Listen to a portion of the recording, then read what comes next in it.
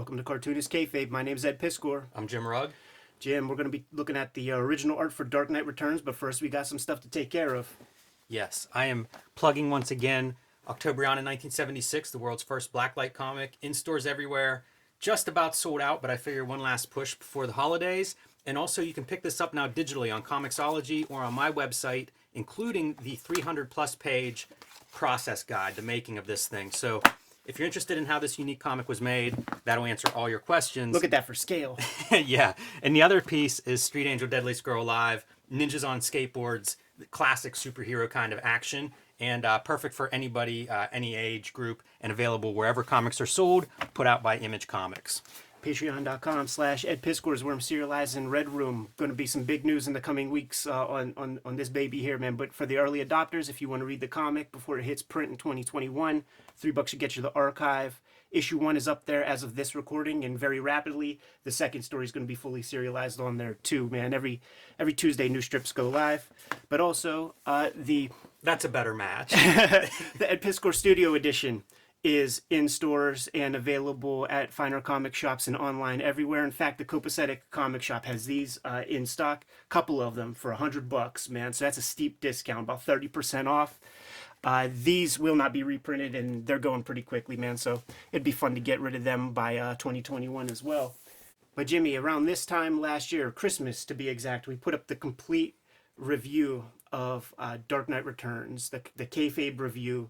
I like to revisit this book once a year, typically, and I thought we could give the original art a look under the microscope this go-round.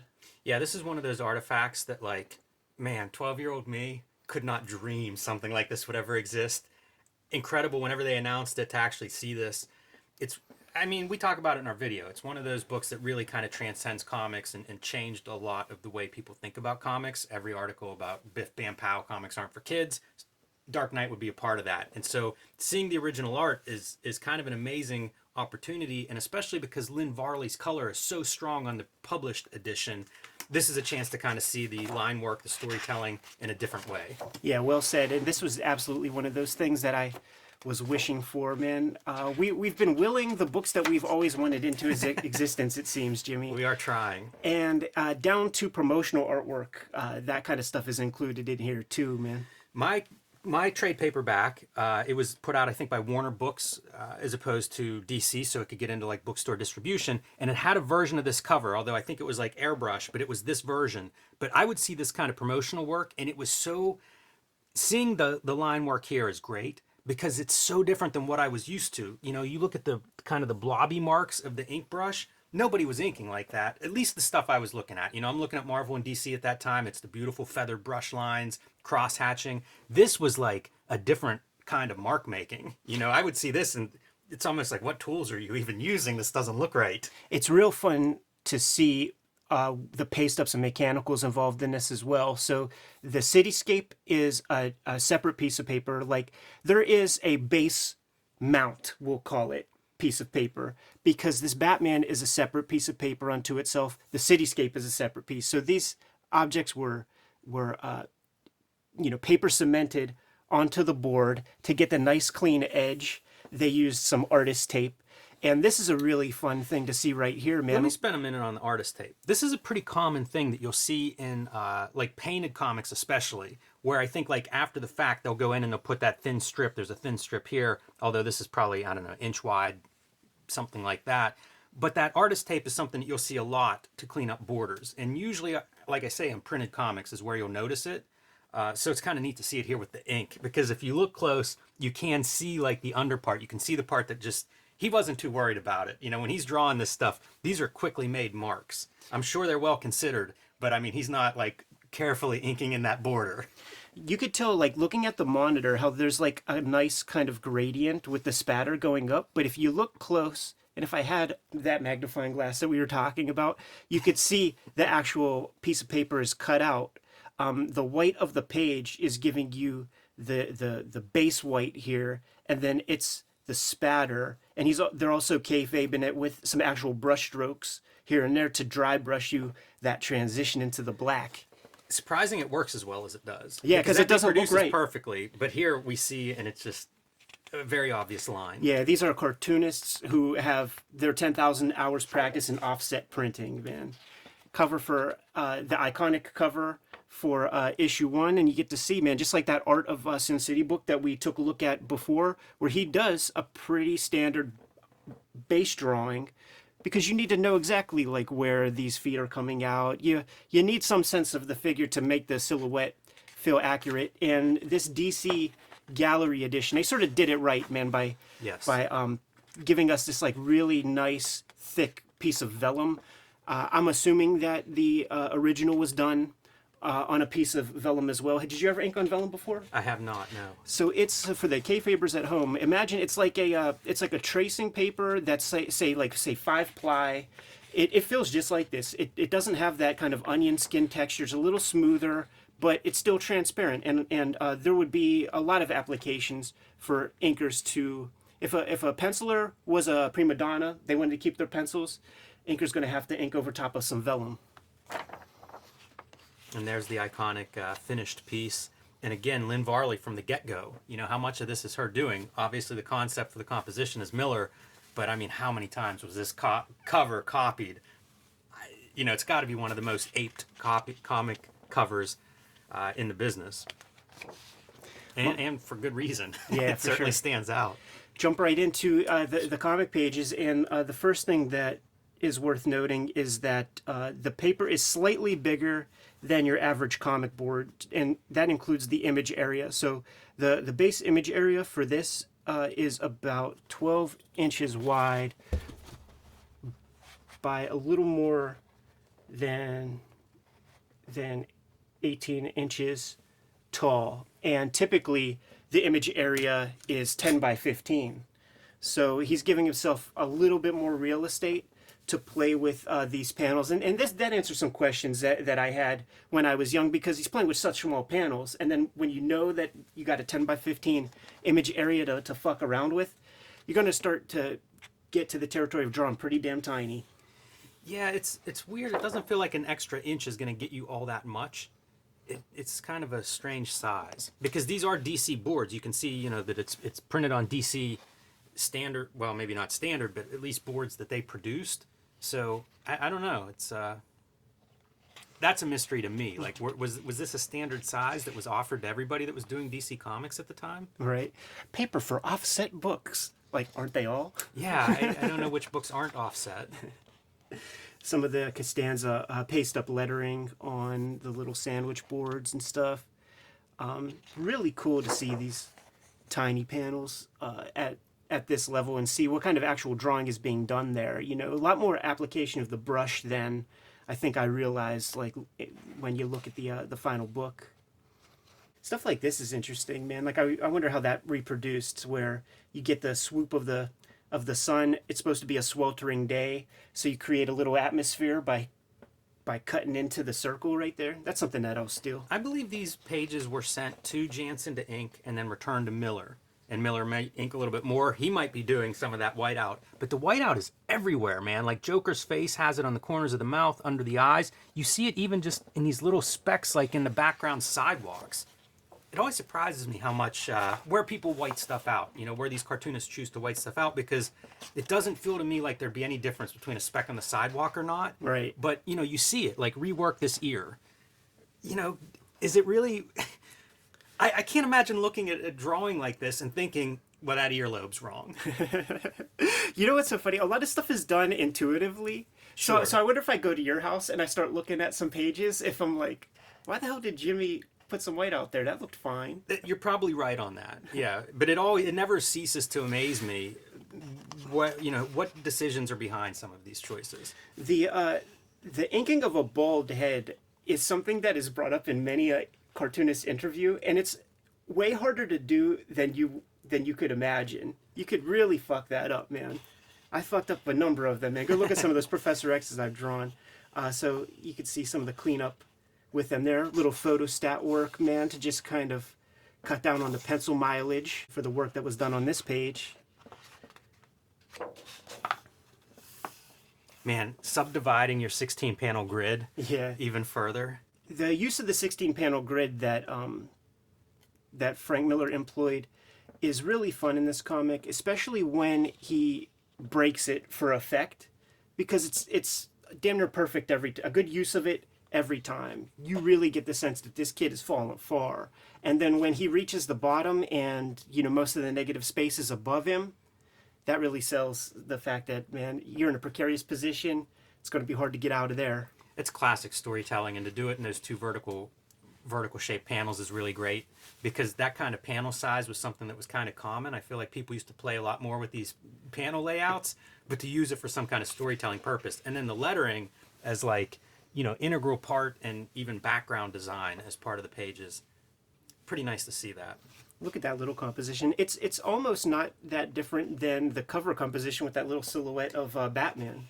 You see it in Sin City too, where he does this kind of storytelling of this is what's happening here, and it's worth a page or a spread or a scene or whatever.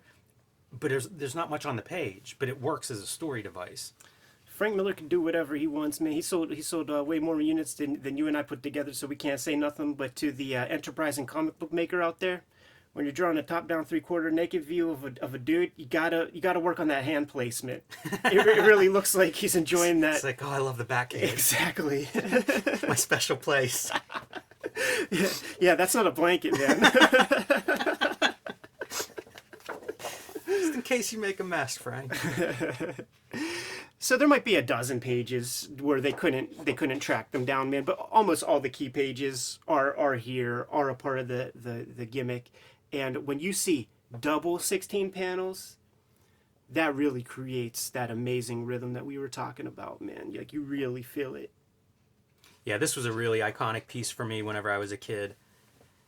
I'm looking at this bat right now, and it is almost scribbles. Yes. Like it's one of those things. When I started seeing original art, I'd be shocked by how does this turn into the magic on the page? Right. Because you see the doodle part. You see, even like this gun, the roughness of the marks on the gun. It's like the sum is greater than the parts. The whole is greater than the parts. Whatever that expression is, it really applies to some of these drawings, and you kind of really see it. Yeah, like look at that drapery right there. It just looks like a couple slashes with like a magic marker. It's got like that dull edge that feels like magic marker like. And even when like I might have read Sin City before I read Dark Knight Returns, and that has that Sin City kind of vibe, even with Jansen's inking over top of it.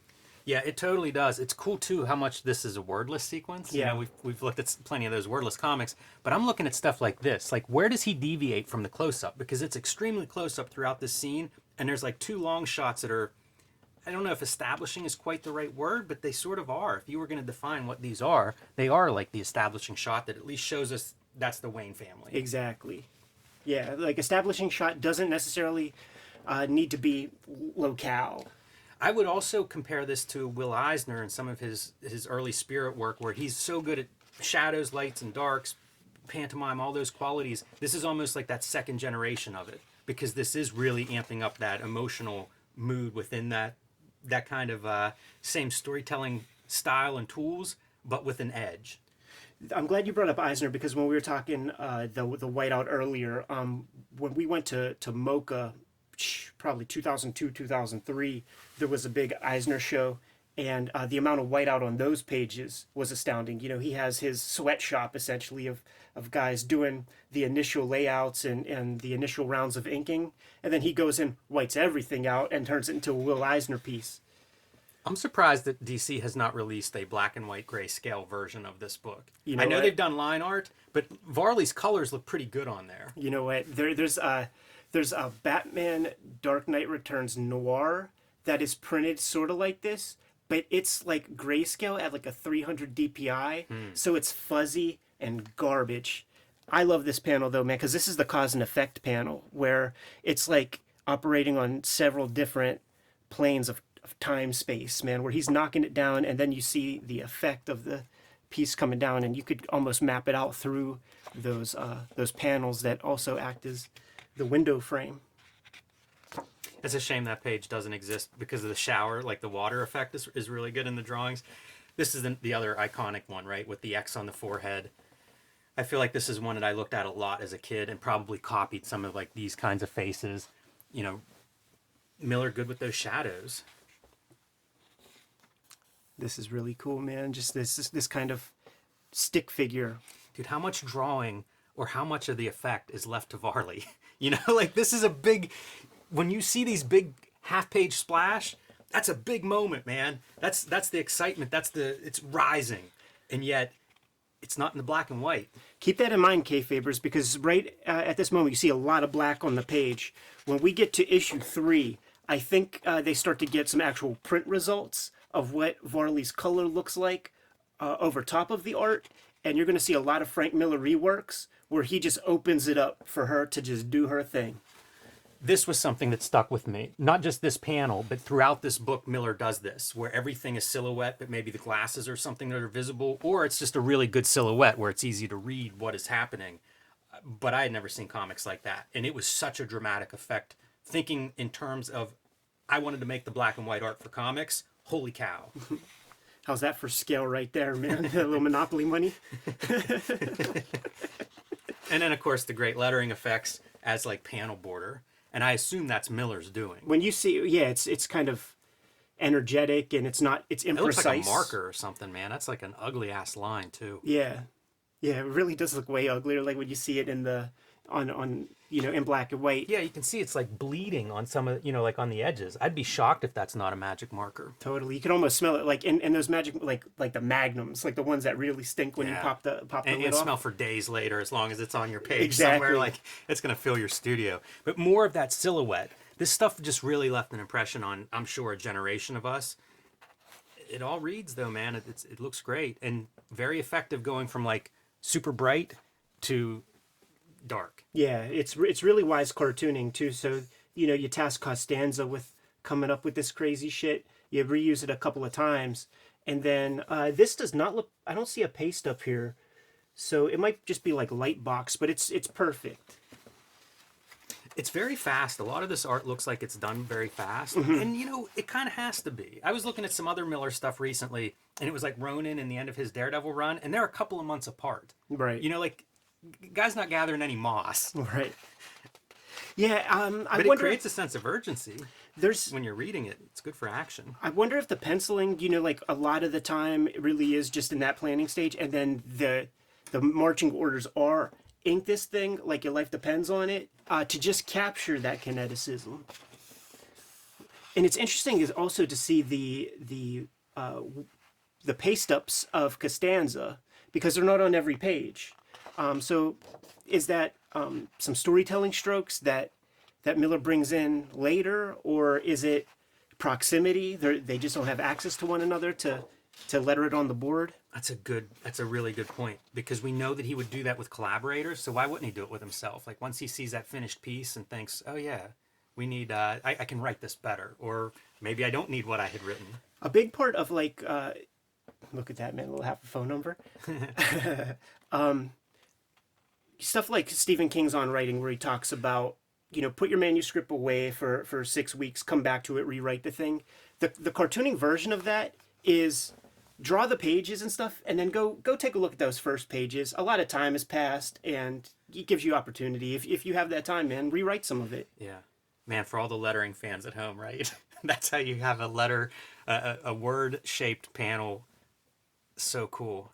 So much going on in that one. I would also be impressed, like this was one of the books where I would, I was always copying out of these books. Things just didn't add up. Like that's not it works great in the context of the story, but it's such a simple, like barely anything. It's a couple of marks for a cape, but in my mind, like, oh, it's this huge, massive scene. When I sit down to copy that, it's like, it's not a great looking Batman. This is an iconic image because it was often used in Wizard magazine when Batman would make the top 10 list or something. Like it was always this image. This is that hairy Frank Miller period too, man, where everything has fuzz on it. Yeah, I always associate that kind of inking with Jansen. Mm-hmm. It's a chaotic cross hatching, and I think that might be brush there, but I think sometimes he does pen. It's possible that's pen. This pose feels yeah, pretty real. Like he had some reference for that. See, that's another one. Like that, I can't believe that works for Batman. I've been making note of and paying attention to a lot of like lighting effects in pen and ink lately. I almost want to make like a little zine of just cutouts of that stuff. And It's a really good city. Some of that nice like line hatching in the city going into the, I can't remember if that's sun or moon, but probably sun, I think. This is a heat wave, right? Right. And once again, these registration marks will be for when they're marrying the color and the black line art. Lynn Varley has to put these down on her blue lines whenever she's coloring, and then when they send the physical objects to the printer, you got to match this registration mark with the registration mark on the coloring board to make sure that it doesn't shift and leave a fuzzy image for you. These bat signals are all kind of lousy. Those are ones like if I were drawing that so insecure, I'd have to make the points all very sharp and pointy. If we had our magnifying glass, Ed, I'd be putting it on there to show like the edges of those things. Like they're so quickly scribbled in there, but it doesn't matter. Right. Like that's a lesson for me to learn from this is it reads as the bat symbol. That's all that you need there. Lest we forget that Frank Miller is a devotee of the noir film genre. Get some blinds in there. You got to get those Venetian blinds in the story with your grizzled cop. Wow, this is beautiful. Yeah, amazing silhouette use. And scale, like look at the size of that spotlight. That bat symbol thing, that's a commitment from the police department. We recently read Daredevil 191, and I was making note of the children that he drew and some of the lines on them. He seemed to burnish off some of those rough edges when it came to Karen Kelly. One of those dramatic breaking of your 16-panel grid. He uses that so well, that half splash, any kind of deviation from it. This is that 101 writing. Incredible Gothic architecture with beautiful lighting on it. And I made note of it in our big review video. But this tail right here gets captured in the blue line on the actual page. So if you look close to the final printed book, you'll see a little blue tail there that would have been picked up from Lynn Varley's color boards.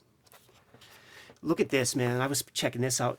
Had to have two different, if you're going to commit and you're going to use a screen tone here, but then you have a further back view, you then have to go get another screen tone that's a few percentage points smaller of the same shape. That's commitment, dude. Yeah, I wonder if that's a Miller or a Jansen piece. Oh, look at that, man. I don't think I ever noticed that in a final printed book, this kind of fuzz effect with fingerprint. Yeah, wow. You just dab it with your finger and fuzz it out. Yeah, at some point we're going to have this discussion. He and Jansen butted heads a lot on this project. Yeah. Like apparently halfway through, I think Miller wanted Jansen off the book. And I guess the editor was like, no, we make this work. There's a documentary that was included with, I think, the DVD of the Dark Knight Returns animated series. And it's up on YouTube, but probably not for long. Jansen said that, the arrangements that he makes with his artists is that if they're not happy with the job, he avails himself to re-ink it for no charge. And he made that, commitment to Miller, but Miller was like, nah, that's all right, I got this. And you could even see here, man, Miller's leaving some notes for Jansen when it comes to lighting and stuff. Look at that, very Apocalypse Now. This does feel very different to me than the long Daredevil collaboration between those two, which I do think of as more brush, although I go back and look at that, and you will find this kind of inking and lines. So it may not be as different as it is in my head, but it feels like it's different. Yeah, certainly as time goes on, we get to see more that hairiness comes. The pen ink line, I think, as it progresses. And I wonder if that's an influence from Sienkiewicz. Because this is 86. Miller's working with Sienkiewicz. They were going to do a Daredevil thing. They end up doing Elektra Assassin and that Daredevil Kingpin graphic novel. And I just wonder, is he looking at that and being like, I want more of this kind of line? Right. Look at this, man. Look at that soft focus of that cityscape in the back there. Those are very revelatory to me in this artist edition. Because this is that detail I would not even notice in the printed piece. I'm looking at Batman, come on. I think we all are, Right. Giant Batman splash. But in terms of that printing, it's a great detail from the artist. And all the cities are pretty good in here. That was Yeah. something I could not do as a kid. I have this this Eisner book just like sort of at hand, but Eisner would be really good with doing, you know, these far off kind of cityscapes. Like an atmospheric perspective. And this silhouette page is just incredible. Yeah, you could drop that into Sin City and I would have no questions. And this was always the great gimmick too, like any of the masks, the bandage mask that's just a couple of lines, reads perfect. But this, I can remember reading the book and this scene felt like something had changed. And I wonder if this is when Miller's starting to figure out, like, being able to articulate the vision he has for this. And he may not have known it totally going in. You know, it might have been once he started seeing pages coming back and then starting to see color on those pages and talking to his editor. And it's like, okay, I'm locked in. This light effect, man, you really feel it on the original artboard. And we talk 16 panel grid, 16 panel grid. This is still 16 panel grid, even though those panels are different size. If you laid out a blue line of the 16 panel grid, they're still falling in place. Really smart. Like, panel variation on size, but still following that grid. Amazing.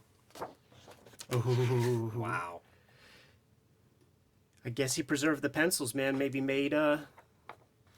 Klaus do some vellum work on his own. I'm sure he's recognizing at this point he's got something special. you want to milk that cover for all it's worth, but I think you see a difference in drawing style here. For sure. Yeah, like the European vibe is starting to come in. Starting to see those raw magazines with Munoz's work in there. Yeah, you know, that's a good call on line work. And we're going to have to look at Munoz at some point for anyone who isn't familiar with it, because he totally does the great blacks, but then it's like a pen line for the other line work. Very unique look. And clearly registration dots are not archival.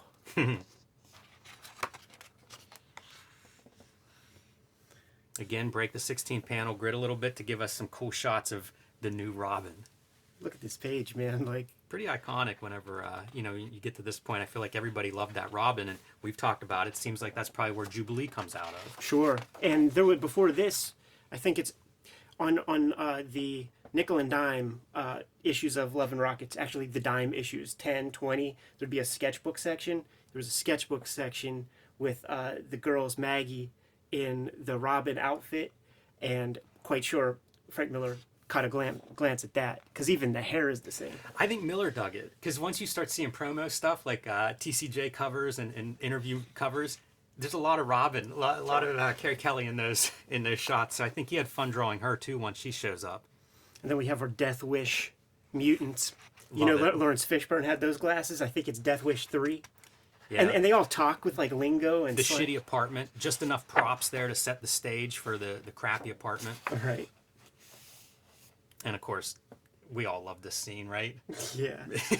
Him with an M60 there, coming through the wall. Shooting at a dude who is holding a baby, but he only wounds him, I'm sure, with that 50 caliber. He only wounds him with like golf ball size holes. Because Batman doesn't kill. Save a little time. Photostat up some heads. Lot of little specks of whiteout. Like, what are you whiting out on these little, in these little places? What the heck? Do you think that's just random, like an ink, spill an ink, splatter, smear something? You had something on your fingertip and touch the page. It's quite possible. If they were on the face, I would have said, he saw the results of that Terry Austin ink job on the little kids in 191 and is like, I better take some of those lines off. But it's on the tip of a boot.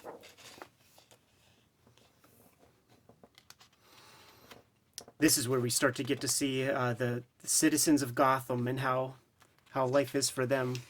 So speaking of, like, you get to page reproduced and you get Jansen's signature. I love seeing like that kind of little stuff here and there. For sure. Really drives home the idea that like you're looking at this page. Really good storytelling on this, man. Jack the Bag. You see the dude, and you might not see that on your first read. Drops a little pineapple in there, gives her back the bag, shoves her out. She's happy. They're cracking up. Woman explodes in subway station. Great page. This could be a Sunday strip in terms of it's a complete scene, the whole action. You even get a little bit of that breaking the 16 panel grid to have like almost a title piece there, and then the black. That's what sells this page to me, is his black and white design is spectacular. And this is cool, man. Like no screen for this, man. They rolled out that grid. You get off a millimeter, man, and it's an ugly grid. It's no longer a grid. That's a pretty iconic image. For sure. Wow. And look, there's like, and you know what this is? I think it's marker, and it just bled. Yeah. At first I was going to say, what the fuck, is that airbrush? Yeah, that's what happens. But so great that the gun silhouette is in the smoke of the gun. It's a really good composition.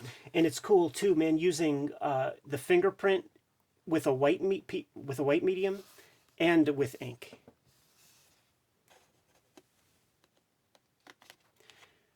Man, I bet Klaus wasn't imagining that there would be a book that was like, the size of the original art, and you could just lift these fingerprints, man. Could probably get into his iPhone. Yeah.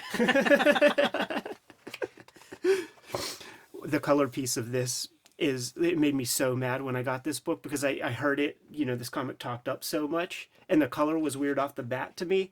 And, they're in the sauna, so the color is so muted. And I remember thinking, like, and that lady didn't even color that one panel. This is a Miller staple. We see this in Electra Lives Again, and as well as, Sin City and stuff. Even like the Sin City movie, I think of like the shower tiles. So that's a weird thing to be associated with you, like as a stylistic tick, but I feel like it's in a lot of his work. And then, man, the Batmobile cockpit scenes, so good. Yeah, it's really cool, man. The vanishing point, it's like right here. So all this stuff is just pointing right to that face. Yeah, man. I just read a Jaime Hernandez interview talking about how cartoonists will do that. And when he was a kid, it was just like, that's impossible. How do you do that? But the telling part for me is the tech is nothing. Right. It read as high tech, and these things, I can't remember, but they're probably colored light, like they're, some kind of glowing buttons and stuff. Yeah. They're nothing. They're dashes and stuff, but it reads perfectly. That's that reproduction piece. This is pretty cool where you're getting your light in the foreground, middle ground with the silhouettes, and then another light in the back. Yeah, just layering it up, man. And then trusting that the colorist is going to do the thing, because this is light in the back, and then, this has to be divorced from that right there. So it's like leaving Lynn a lot of space to do her thing. Those are very disturbing nipples. I was going to say, like, talk about crazy cartooning. This is a person's face. I know. Sphincter teeth. That abstraction always blew my mind. Whenever I first started reading this, like, it didn't make sense that you could do that in a comic that was mostly grounded in realism, or at least the pretense of realism. Jimmy, but boy, did I love these. Klaus Janson busted out his liquid frisket here. Yes. Where he applied that stuff, kind of like a there's a couple kind of friskets, man. There's like a zipatone screen kind of one where you could just lay it down and peel up the areas that you want exposed, and then just flickety flick everywhere. There's also a liquid latex that you could apply on top of stuff so that you could spatter it and then peel the boogers up off the board. I love this sequence so much as a reader. This is another example of that, how you create like those layers of depth. Yeah, for where sure. Your foreground's black, man. That's that's a pretty unusual one, but it works. You just create those same set of rules, and your background's going to be light. And that's it. That's cool that he's using the splatter. That's the first time I think we've seen the splatters in this scene. Yeah. So used to good effect to indicate that this really is the garbage. They're in a garbage dump, and here's some just sprayed on ink to show you a shorthand version of it. Some more interesting suggestion of just debris, which is just those chunky lines it's everywhere. Absurd. Works perfectly, but who has the confidence to do that? Dudes that have their 10,000 plus hours. That's goddamn right. It repeats that kind of gestural, just scratchy kind of marks, and even into the cape. And I think, again, this is where Miller's at with this project. I think this is his vision for this, is this kind of just drawing of just marks. Yeah. He seemed to be a guy, like, in discovery mode when it came to inking for about 20 years until I Sin really City think, happened. man, you're hanging out with Bill Sienkiewicz regularly. You're looking at everything around you as a potential tool to draw with. How about this fuzzy effect? Yeah, I love it. That's actually drawn. That's really cool to see. Every now and then I'll try to do some kind of effect like that, and it's hard to think of things to do that work, and that's a good one. That's so violent right there. That one line of just the flotsam and jetsam coming from the face. Good back muscles. Yeah, for sure, man. They're bulging. They really you feel the shape of them. I just had a piece of synesthesia on that page turn because I felt like I smelled cigarette smoke coming from it.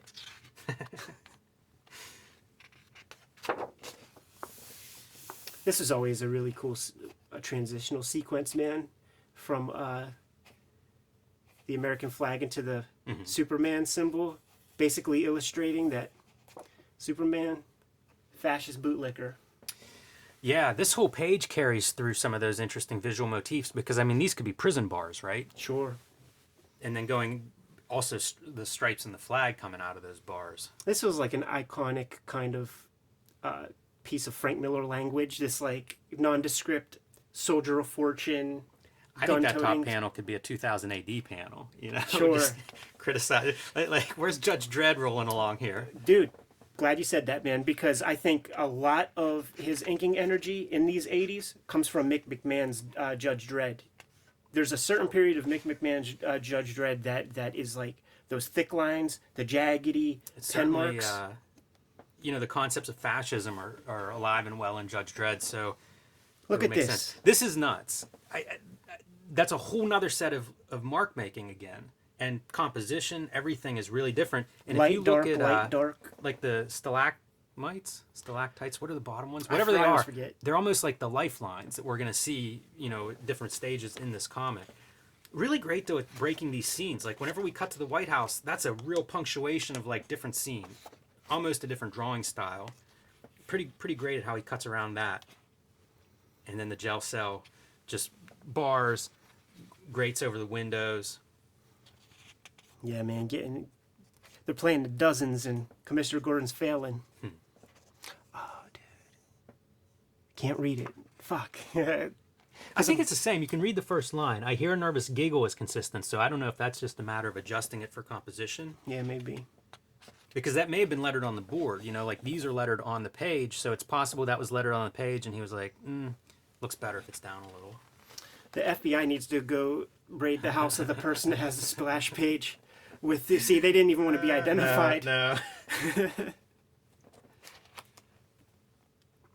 could do a little glowing eye here, and it's like early shades of Cable. Back in the mud. Yes, sir. Get the splatter back out, Klaus. Look at that no holding line with the back piece right there, man. Just the drapery of the cape, but you still feel it. And then Lynn Varley will see that, and that's like a cue to do some cool stuff with the color. Man, using some like pens and markers that are just about out of ink or something. Very. Yeah, like a dry brush. And this ziggy-zag line, that's a weird mark. It's this kind of stuff that like Kevin Eastman will fucking go nuts for when he's doing his version of the Frank Miller shit and Turtles comics and stuff. Like people really like that. This means Klaus Janson to them, I think. Look at that odd build. I was just looking at that fashion. Wonder what he's pulling fashion ideas from. There would be in those mid '80s, the female power suit with the short hair and the shoulder pads. Right. That was out there in the universe, man. So, and that was probably like a new, because you know he's wearing fucking Humphrey Bogart clothes and shit. So when he starts to see girls walking around with that, he's like, let's extend it. Let's give her some cable shoulder I wonder pads. about all those guys that worked in the 80s and seemed to be conscious of the contemporary scene around them. Obviously, Sienkiewicz comes to mind, but I mean, Miller's part of that group at the time, so I wonder what those guys were looking at, seeing if they were going out at all at night to galleries or anything. Going to the discotheque. This is such a badass piece. Yeah. And the black silhouette mutant gang for a fence. And like you just do not notice this in the Right. color. You know, like it's only at this level that There's you a can lot of that dry brush see that. piece there. And dude, that's like Hokusai manga type ink line. You see it here too. It's something that definitely, I guess Klaus was conscious of like bringing that into this mud pit. Trying to represent these different textures, right? Right.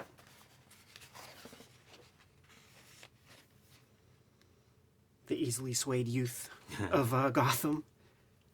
Now look at how much this is just the line. Yes. Very thin line work. And we're getting into that territory. You know, this is the last page of issue 2.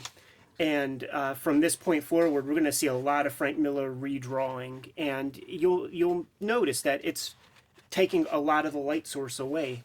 from the finished drawing. Yeah, a lot of almost uniform pen line I bet- for all the line work. I bet this is all Frank Miller. Like I don't Probably. think I see any Klaus in there. We're also getting to the Todd McFarlane pages. If you read that editorial he wrote a while back where he said he worked on about 3 or 4 pages of Dark Knight Returns. He was like friends with Klaus Jansson's assistant or whatever. People asked him like, well, what pages?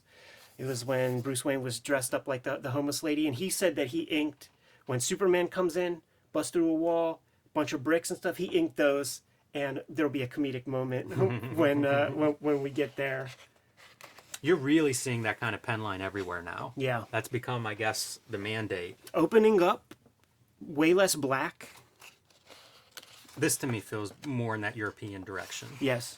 Where it's like, let Lynn Varley, give her some space to work. Right. So this is the original Klaus Janson inks right here on this character, So you see that right there. And this is what it kind of turns into. So changes the face up a touch, really uglies it up even more. But taking that black away, taking the black away from back there. More cartoony. Sure. You know, and by cartoony, I mean even like the lines for the hair. There's no semblance to like, oh yeah, this is light on hair. Mm-hmm. It's totally like a shorthand for a cartoon. It's like this zigzag means hairline. That's the other thing too. We'll see some of the Klaus inks look like journeyman DC comics, like house style artwork. And then the Frank Miller retouches, it uglies it up a lot, but it makes it more distinct and kind of unforgettable. Pretty bizarre approach to faces. I know, right? Like just as a little kid trying to wrap my head around like these little dots for the nose, like you got to know what the heck you're doing to do that. It's so ridiculous. Here we Note go. too is we're flipping the differences in these pages. Like some of these pages were kept in the dark in a climate controlled area and you get a white page 30 plus years later. And some of them were not. Some of them are just completely yellowed to the max. So what do we have here, Ed? Yeah, so quite sure that this is one of the Todd McFarlane pages, and he was talking about like the bricks and the explosion from the bricks. It's all whited out here. Yeah, and this is the Superman moment, right? This is Yes. like a blue streak that's coming through, so you can see a little bit on screen of the explosion that had been there, and it's like, get it out of there. Yeah. Because this is big blue. Now, that's a bizarre looking drawing, right? Well, guess what? Let's make it even more bizarre. Look at that. See all that black up there? There's such fine lines. You know, whenever you see them at this original art size, they're so fine. They are. That's a fresh 102. Yeah, for sure. And I would bet that they know that with this like latest technology that they're using, those lines are going to show up. It's a slicker paper. It's much finer. Like things are going to show up on there better. This is really cool. Just like, you know, throwaway pieces of paper that with beautiful like redrawn panels. This would be the coolest thing if you're an art collector to have framed matted on the wall, where it's one really cool little drawing. Big fan of that. And then there's our cover piece. And I think we pointed this out, but again, like you get to see these background details that I don't notice them in the printed book. You know, Yeah. like I'm looking at Batman and Robin coming across the sky majestically. But when you get to actually see like the levels of depth in the city rendering, really high level of craft. Unbelievable. And this like, you know, that like the proportions like harkens back to like a Bob Kane, like the golden age, man. But it's just janked up enough to be a good 1980s fucked up Batman. And if you look at his face, you see this blue line, which I assume that blue was, it's penciling, you know, like that would have been a shading thing, and then he chose not to go that route. You know, when I'm looking at it over here, I think that's whiteout. I think that's whiteout, like laying over top of. So he really did go 'Cause you like see it's, black like, right there? Yeah, I do see it there. So it's like he blacked that in and then took it out. Exactly. And you can see why, like the light source is coming from beneath them, thus you get this crazy, like heavy, dark upper line. Right. It's kind of neat. Like if you're doing superheroes, the rule was you did your underline would be that heavy line. He's turning superheroes on their head with this work. Why not flip the inking rules? Absolutely.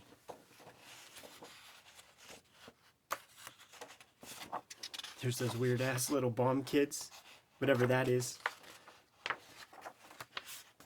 Original Klaus Janson Joker, the Frank Miller one.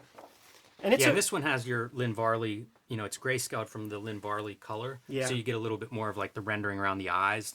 So it's a little harder to compare this one, but where you see it is like in his forehead wrinkle lines and stuff. I would consider this, yeah, for sure. I would consider this is totally in line with like the Electra Lives Again style of inking that he was using. Which is a book he was working on at this time period. Oh, look, you know what? I bet this panel just fell off of the being paper cemented up there. Yeah, probably right. And mostly what he did was just took the black out of his little pup. And like this face is super ugly, and he like cleaned it up there, so it's like going back and forth. Poor That Clark Clark Kent was always it seemed like that's the perfect muscular kind of pose, the heroic pose. I used to copy that one. With all the flowers, and it's like such a colorful image. It really does feel like a piece of like, you know, Kim Jong-un propaganda paintings or something. I wonder how much Miller's thinking about film production at this stage, because it does feel like, you know, characters get their own palette. Right. And it's like Kent has his own palette, and it's really on display in that image. But we see it whenever that earlier scene at the White House. You know, it pops up a few times. I mean, this kind of stuff is worth the price of admission alone. Like, you never thought, you know, you read Dark Knight Returns a million times, you think you've seen it all, but you haven't. Look at this crazy-ass zombie-looking face. I know. And that's redone? Yeah, I guess so. I think this is the... This is the redo. Yeah. Yeah. Okay, so I guess the original just isn't. That's really funny, these scraps of paper. I know. That's that's production, though. Totally. It's like, all right, man, I got to fix this up. What do I have around? I mean... Got to turn this in quick. In 1986, like, people are just now starting to get their pages back. This is like the right out of your How to Draw Comics the Marvel Way kind of perspective. Make that shit dynamic. Yeah, man, with the light coming from the city block, you know, from the street level. That's hard. That is a really hard vanishing point. Like, that vanishing point's like right here. Yeah.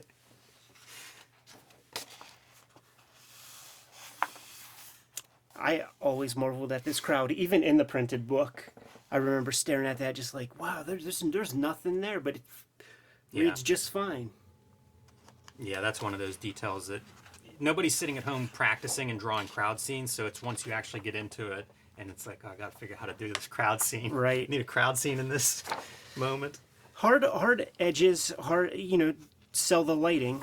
Let's take that out. Yeah. Let's take that out. Let's take all that out, man. And Yeah, just all the rendering on Joker's face removed, except for that black mouth. yeah.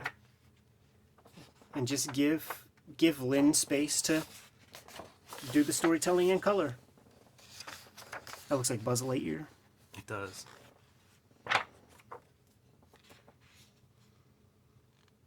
He does good choppers, man. Almost always in silhouette. Mm-hmm. And I say more power to you. It works. This is a pretty good dramatic comparison between the classic Klaus Janson version, where, you know, these are these nice rounded muscular forms, and whenever Miller gets hold of it, it's like just chopping stuff up. You know, these leg muscles are just like hard, almost chiseled, you know, scratched out of the paper. Right. And just fucking up some Yeah. privates.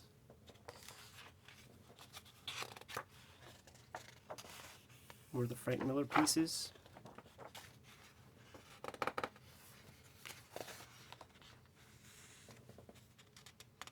Repeating some of the panels from that earlier sequence, the origin sequences. Yeah, you get to see how photostat paper holds up. I feel like these would go for $500 a piece. Oh, easily.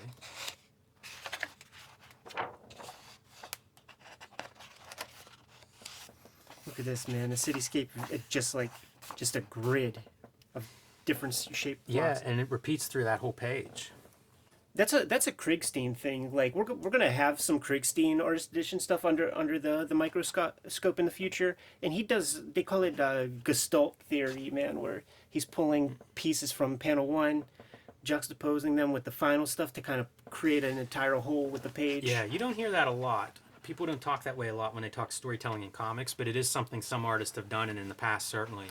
And it's neat when it pays off. Like we looked at that one page of the woman in the subway, and it feels like that's a complete unit that does some of that, like make the whole page work together. Very easy to fuck up and just create tangents everywhere. You want to do stuff like where this line kind of is in syncopation with this one, but you don't want this to touch this. It's like this. You got to be a master, but you're playing with fire. When you think in those terms, you're playing with fire, you could fuck things up easy. I always equate it to spinning plates, and it's just so many plates that you're trying to spin when you get to that level.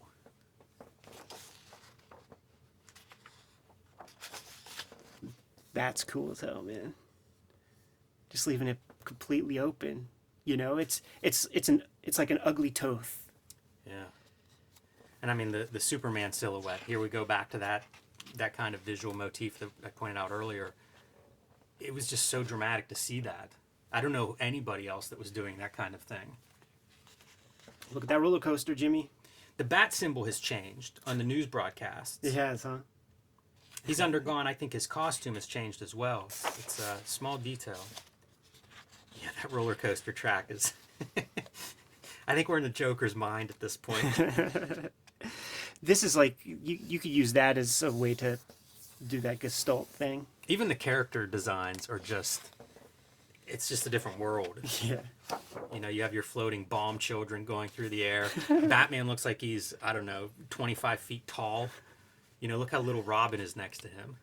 Yeah, man, those are thumbs.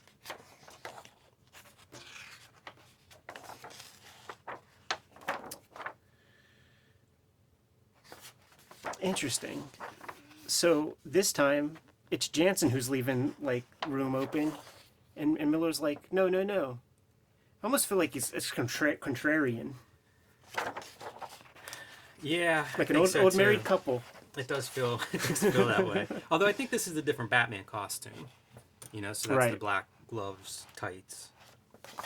Wow, this is, you know, photostat paper is more archival, holds up way better, it's thicker, almost feels like a plastic kind of thing. This looks like a Xerox. Yes.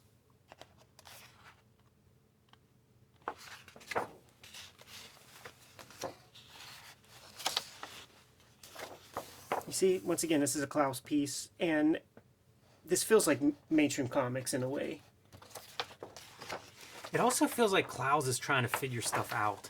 You know, some of these marks are still kind of rough. They're not exactly delineating, say, muscle forms, so it's, you know, let's make it look like you got scraped across pavement a little bit. Right. It's still not what Miller has in mind, but it feels like Klaus is trying and just not, they're not syncing up on some of these places. And I think we're getting just straight Frank Miller paste-ups over top now. Like, fuck that shit that's underneath. Yeah. I mean, this is the big moment. Like, this is the one I always think of whenever you're doing the compares, you know, compare and contrast. So this version is the Klaus version. Right. And then...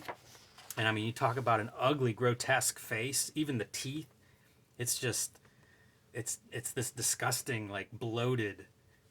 Lynn Varley does so much with the color here too, man. Like the modeling over top of the fingers and the legs. Even look at the water and the way Jansen handles the water, where it's like the rings, you know, it kind of reads and you see a little bit underneath it. Miller's just these black lines. Oh yeah, because in Miller's mind, man, this is blood. Blood. This is opaque. Garbage, tar that they're in.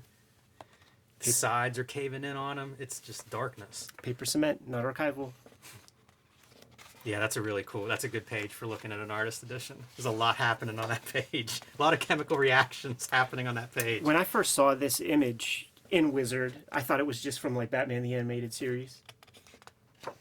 It's funny, that knife and stuff's almost like, we look at those Bisley knives and the Jay Jay Lee Lee knives. Pretty hardcore. It's like Terry Funk inventing hardcore wrestling or something. Other dudes have taken it a little bit further, but... And that crazy track. Love it. Love it. He's doing a little bit more with the track this time. You know, it was in silhouette previously.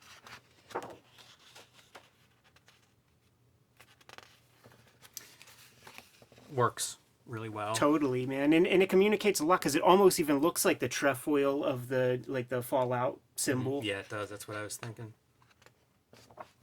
you feel the weight of this. It really feels like it's snagging him tight, man. That is not easy to do.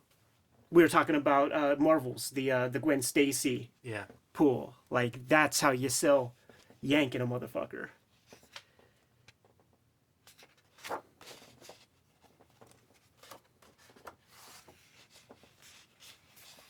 These proportions always spoke to me, and I would say spoke to like Kevin Eastman. Whenever you would see the works that he would do, like the Raphael miniseries or the one shot and stuff, these kind of big. It's like Bigfoot cartooning. Who else would do this kind of thing where the figure's broken out on the side of the page before this? Because I mean, that's all the image dudes did this. I think. Did it come from here? It must have, right? I mean, certainly this would be the thing all the image guys were looking at. I think it's the same as the TV screens. I think it's Chaykin. I think it's American Flag. He would do this kind of thing a lot. There's a lot of Chaykin on this. And you know, it's noteworthy. Those guys, Miller and Chaykin, shared studio for a long time. So Miller could just look over his shoulder and see it. This sequence just killed me. Look at these Superman capes. Look at the whole thing. I mean, this panel is just one black shape. It has so much weight too. This is such a devastating sequence. Mid-'80s Cold War, you know, peak paranoia that we're gonna die this way. Right. And I mean, he just illustrates it with this black and white effect.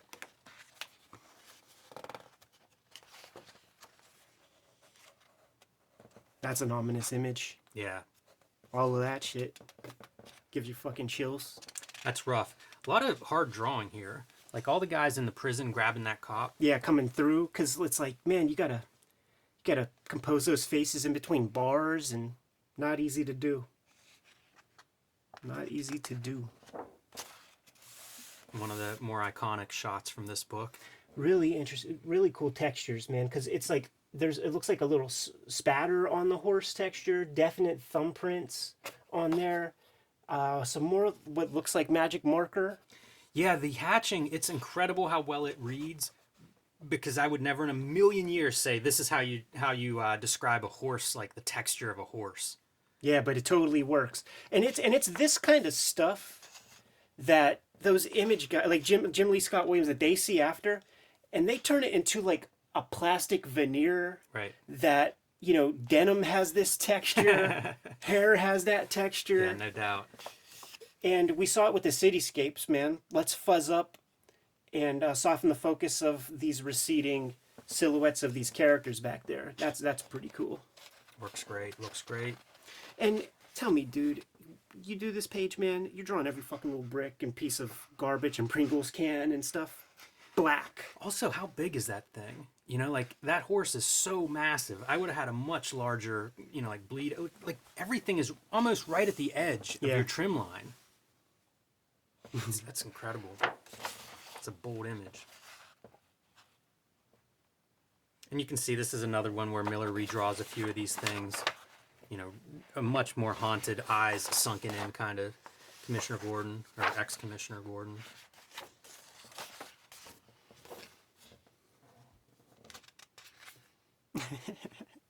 Just hooligans, man. Yeah, it's great. This pose of leaping down the stairs. It feels like the theme song of whatever animated series these characters would be a part of. Like that would be like the opening. Like, here they come. A really nice, believable perspective. I don't know whether he ruled that off. I don't see any lines to indicate that, but it reads perfectly. You know, you get your little police globe on the opposite side to kind of make that a believable 3/4 view. Let's see what Klaus did Yeah. with this, man. It's hard for me to look at this and be like, oh yeah, that's wrong. I know. You can see no black, and that might be the biggest thing that he's doing there, Right. I guess. You know, this is post having just his life force sucked out, blown out from that explosion.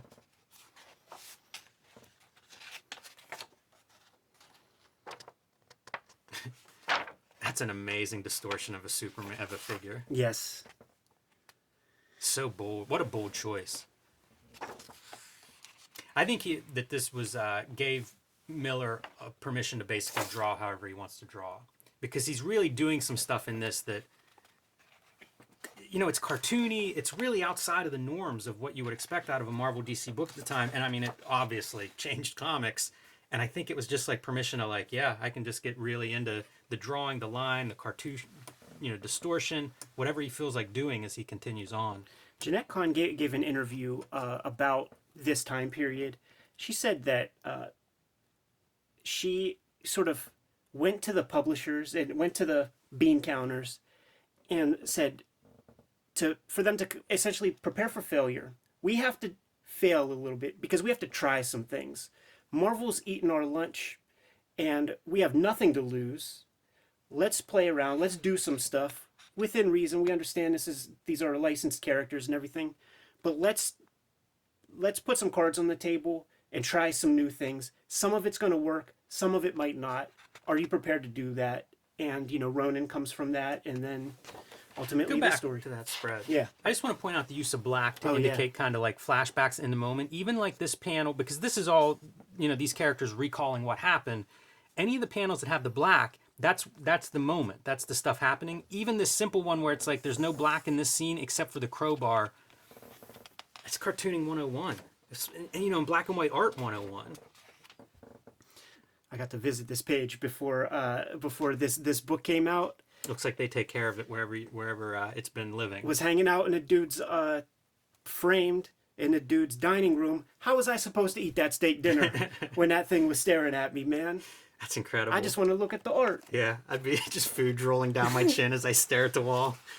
Sorry, guys, got lost again. And it was one of those incredible things where it's like that was the first piece of Dark Knight Returns original art I ever laid eyes on. And like I don't need to own an actual piece of original artwork. So this was the first piece I ever laid eyes on. Who'd have thought you would have a book full of this shit? Yeah, that dinner's not as special as you thought it was, huh? Another great cityscape. Yeah, and you can see, like, at this point, they've worked out the details. That sky's Varley's. Yes. Like, stay out of it. John Costanza, keep your lettering off of it. It's a little Mike Royer type lettering right there. A lot of references, too, and, we point those out in that other video, but so many references to comics history throughout this thing. Wow, look at those cyclone fences, man. That's like the most interesting looking cyclone fences I've ever seen. And I read this book a million times. I never paid attention to that. Those things that come right out of, like, an Alex Toth or something. Really? I mean, well, I don't know that those do, but I'm saying, like, it's this design element. Yeah. It looks really great. You have the verticals for the poles that are a little bit heavier, and then it's just this super cool texture. It feels like these guys that used to think in those terms. It's on the page there. Look at that, man. That looks like a Superpowers action figure.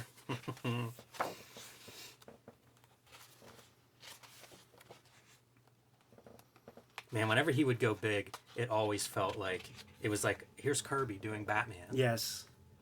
I'm a little bit surprised by this drawing. Like, this to me feels super cartoony. Like, Jansen with his smooth inks, kind of that classic, give a little bit extra weight on the underside. You see it in the arm as well. Considering how much stuff has been tampered with and redrawn, for a huge image like this to go, maybe they made up at this point. Maybe they got back on, they synced up, they're back on the same pages because we're not seeing as much stuff redrawn. And who knows, now that we're in with Superman, maybe this is where Jansen's a little bit more smooth, illustrative style. It works because now we're having a superhero fight. Right. We're sort of on that solid ground, and it's not a superhero fight like fighting that mutant in the dumpster. This is like Batman, Superman. The stuff that Lynn Varley's going to do with this page, too, it's going to play tricks on our minds because it feels way more, quote-unquote, detailed, And she's using, like, weird spatter stuff. Just turning her paints into CMYK adds a weird little gradient when you start to see little magenta dots that were not in her paint, Just, like, speckles. Another piece of that cyclone fence. That looks really nice with the silhouette against it. I'm fully stealing that, man. Yeah. You're going to start seeing that in Eddie P comics. A lot of cage fights in future wrestling comics. And what the hell did the person who owns this page, what the hell did they have going on, man? They live next to a power plant or something? They washed that with a red shirt. When they laundered it. How's that for a composition, man? That's super far off of you. Very confident. Setting a new scene. It would have been, again, hey, Varley, give us, let everybody know we're in a different place and time now. Rest in peace, Alfred. Yeah. The that really bothered me, Alfred dying. He's such a cool character, and just these stark white tombstones against these black outfits, man. Yeah, three Good of touch. them. Not accidental. Miller's Catholic roots never too far away. Yes, sir.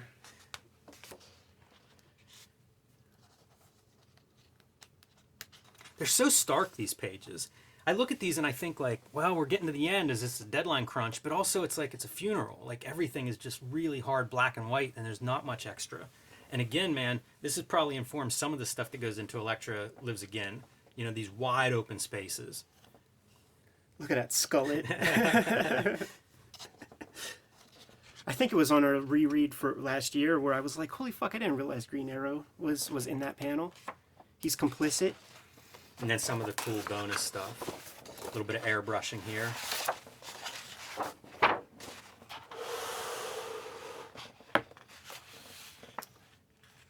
This is cool to have, but I'm super thankful that the comic was not complete like this because it makes it feel straight out of the 80s to me. Yeah. I like some of it, though. You know, like I do like that there's a piece of Exactly. promo art in here. What's the back? What's the back? Oh, What's the yeah. back? Good call. Yeah, see, this is the cover that I had on the first copy that I bought of this. This looks like it totally informs the Bruce Timm animated series stuff where it's like Yeah. they the way it was explained to me was a lot of the cityscape and a lot of the background paintings were actually applied almost like, you know, onto like black velvet painting type stuff onto a black surface. That's what this looks like. It's really strong. And It's there's so some cool. bold choices. Like Batman's so dark on that image, but it's great. And it becomes iconic. It's also a very chiseled in stone, like Art Deco gargoyle head on the side of a building kind of Batman. And It's then peculiar that this is the cover you go with considering what the insides look like. sure, yeah. And this right here, But I guess it worked. I think they sold a few of these. this feels like Fleischer Brothers Superman kind of imagery. They do the thing that I love, which is you're going from like the purple where the figure's now black to black where now the figure has to be the color. Yeah. That's a fun. If you pull that off well, that's really impressive to me.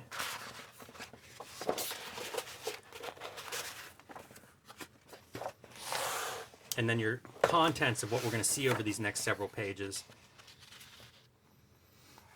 Another one of the pencils. Comic journal covers, stuff like that. Boy, that's a great, fun pencil drawing. It's so like wobbly, the pencil marks in a lot of these. It reminds me of like late Charles Schultz. If you ever look at those Peanuts pencil sketches, Yes. it's kind of an odd effect. I don't know if that's related to like trying to think of like old man. Maybe he shakes a little bit. If so, like hats off to you. For sure. Yeah, that's totally a Sin City. Yeah, that's that era for sure. And these are mostly from like, you know, the 36th printing Subsequent cover. editions. Yeah, you can almost tell whenever they're not. And that's the Comics Journal cover. Yeah. I was talking about him drawing Robin, you know, and it seems like probably once he got into that, it was like, oh, this is a fun character. That would be around the era too where Kevin Nolan was doing color sets for those comic journal covers. Like, I wonder if he colored this one. Yeah, I don't know.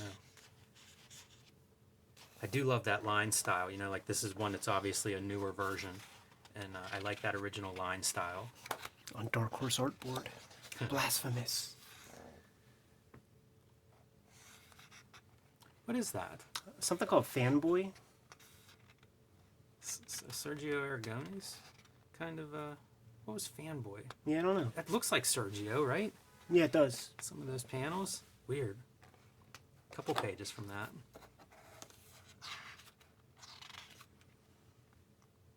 A couple throwaway pages, I guess. I think these are the printed pages. I think instead of the overlays, this is just really showing the, you know, the difference Right. between Klaus Jansen's version, and it looks like Miller redoes this entire page. Yeah. That just feels arbitrary, a lot of this stuff. You know, I mean, this one is pretty dramatic, and I guess that's probably what would drive you to say, nope, that's not the flavor I want. Right. But then, you know, some of these panels are, I don't know that they make too much difference. It's probably just a matter of you're redrawing 75% of the page, get it all in there. And it is certainly more grotesque. You know, these teeth, it's just Way gross. bigger nostrils and stuff.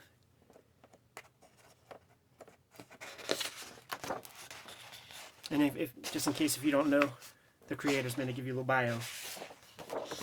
Man, what do you say, Jimmy? That is quite a document, is what I say. Again, like, this is a book I've probably looked at more than almost any other comic, considering I got it young. Not the artist edition, but Dark Knight.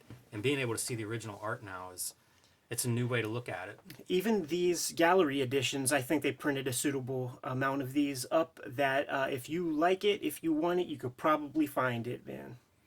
Yeah, I know we talked a lot about Miller, Jansen, sort of the conflicts in the inking, but man, Jansen's a master. And seeing so many of his pages with that level of finish, really impressive. We got a million friggin' artist editions in the crib, man. Gotta dust them off. It's instantly fodder for inspiration for me, and I'm ready to get back to making some comics, Jimmy. Yeah, man. You good to go? I am. Kayfabers, like, follow, subscribe to the YouTube channel, hit the bell. We'll notify you when the next vids are available. What's in stores? Street Angel, Deadly Squirrel Live, Octobrion in 1976, world's first blacklight comic, and NPR's Best of the Year book, The Plain Janes. Patreon.com/EdPiscor is where I'm serializing my Red Room comics for the early adopter. $3 will get you the archive, and there's one issue up there right now, almost two. The Ed Piscor Studio Edition in stores now. Like I said, Copacetic Comics, they have it at a very steep discount at this very moment. Yeah, snatch those up from Copacetic Comics. What else do we got going on, Jim? You can subscribe to the Cartoonist Kayfabe e-newsletter at the links below this video to keep up with everything that we do. You can find Cartoonist Kayfabe merchandise and t-shirts at the links below this video. One more set of marching orders, Jimmy. We'll be on our way. Make more comics.